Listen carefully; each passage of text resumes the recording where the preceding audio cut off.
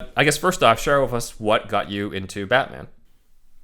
So what got me into Batman was essentially from a young age. I adored the animated television series. I think for most kids in the '90s, born in the '90s, or at least grew up in the '90s, they were first exposed to Batman in that way, and as was I. And it was both that, but also a Batman comic that I had found. Well, not necessarily found. I discovered it in a comic book stand in East London, which is where I grew up, and it was the comic Fatal Wish, which is a story in itself told in Crime Alley in Gotham. And it's a Gothamite story, but it's also a retelling of the origin of Batman, but in a very unique way, in a very different perspective of why they go to that cinema that night to go and see that film. And it's a very interesting story about choices and the choices that we make. And to go an even deeper level of where my fandom kind of really started. For me,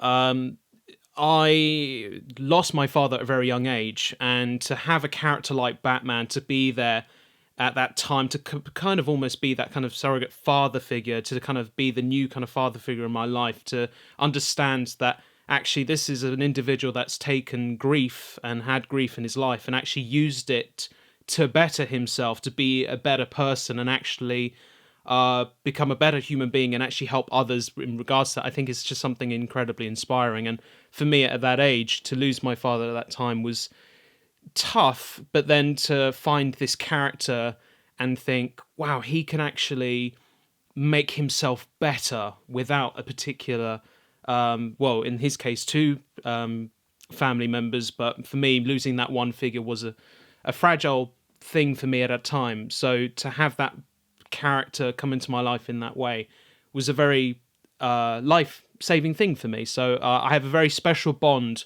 with Bruce Wayne Batman, and as you guys probably noticed with Living in Crime Alley, there's a lot to that film which is a reflection of my own life, but also a reflection of my own fandom as well. So he's a special character to me. That is awesome.